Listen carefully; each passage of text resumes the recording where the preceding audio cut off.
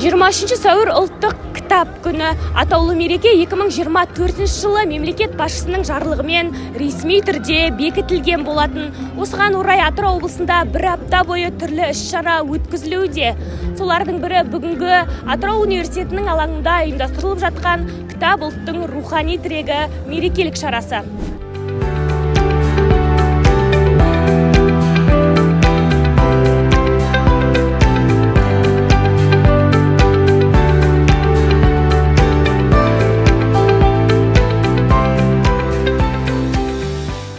Ұлттық кітап күні мерекесіне орай өзіміздің кітапхана қорында кітаптарды әкеліп отырмыз.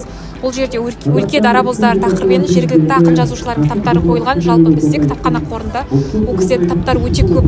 Бірақ біз енді бүгінгі шараға орай әрбір жазушыдан бір-екі дана кітаптан осында әкеліп отырмыз. Бұл жерде мотивациялық кітаптар, бизнес тақырыбындағы кітаптар, сонымен қатар шетел классиктердің аудармалары қойылған.